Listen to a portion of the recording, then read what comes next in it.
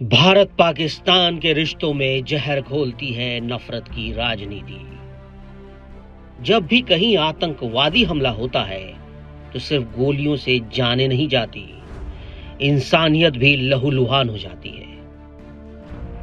लेकिन सोचिए, जब कुछ लोग इन हमलों के बाद केक काटते हैं, जश्न मनाते हैं, तो असल चोट कहां लगती है? शरीर पर नहीं, हमारी आत्मा पर। आखिर कौन सी मानसिकता है जो मौत पर खुशियां मनाती है, केक काटती है? यह सिर्फ कट्टरता नहीं है, यह इंसानियत के खिलाफ सोचने का बेहद खतरनाक तरीका है। क्योंकि इन लोगों के लिए तो जीवन की कोई अहमियत ही नहीं है। इन लोगों के लिए तो ना जीवन का मूल्य है, ना ही दूसरों के दर्द की कोई अहमियत। असल में यह मानसिकता नफरत और जहालत की उपज है, जहां अपने मकसद के लिए किसी की भी जान लेना जायज समझा जाता है। आज सवाल सिर्फ आतंकवाद से नहीं, सवाल इस बीमार सोच से है।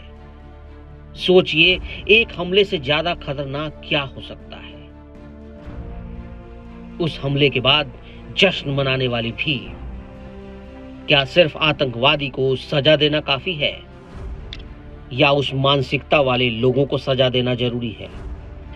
भारत और पाकिस्तान दो देश हैं, लेकिन इतिहास एक है। विभाजन के दर्द से निकले ये दोनों मुल्क आज भी नफरत की राजनीति के जहर में उलझे हैं। कभी सरहद पर गोलियां, बम बारूद, कभी मंच पर ऐसे तीखे बयान, तो कभी खेल के मैदान में साजिशें। लेकिन सवाल बड़ा है कि आखिर ये जहर कोई क्यों घोल रहा है और कौन घोल रहा है?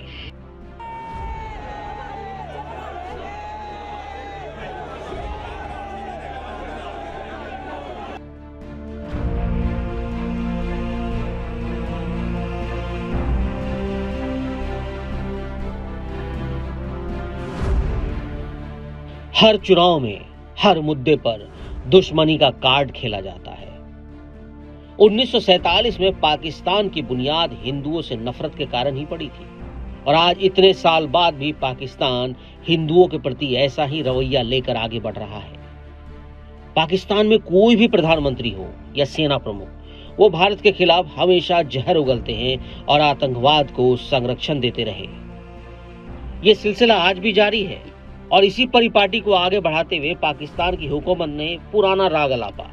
पहलगाम में आतंकी हमला हुआ, और उसके पहले इस्लामाबाद में हुए प्रवासी पाकिस्तानियों के सम्मेलन में पाकिस्तानी सेना के प्रमुख जनरल असीम मुनीर ने कश्मीर के मुद्दे पर फिर से उकसाने वाला बयान दिया, जिससे साफ हो गया कि पाकिस्तान की सत्ता संरचना अब भी नफरत और विघटन की राजनीति को अपनी ताकत मानती है। जनरल मुनीर का हाल में दिया बयान, जिसमें उन्होंने कश्मीर को पाकिस्तान की गले की नस बताया, तो ये एक बार फिर साबित हो गया कि पाकिस्तान की सोच में कोई बदलाव नहीं आया है। आतंक की फैक्ट्री माने जाने वाला पाकिस्तान, कर्ज के जाल में डूबा पाकिस्तान, कट्टरपंथ के जाल में घुसा पाकिस्तान बर्बादी के कगार पर है। उसकी स्थिति किसी से छिपी नहीं है।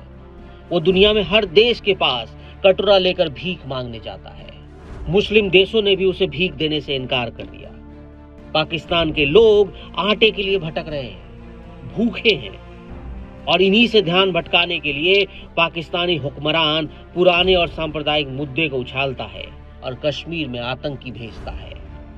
ये जान लीजिए कि किसी की मां की दुआओं में सरहदें नहीं होती, किसी के बच्चे के मुस्कान पर मुल्कों की लकीरें नहीं होती, फिर भी नफरत बिकती है और नफरत फैलती है।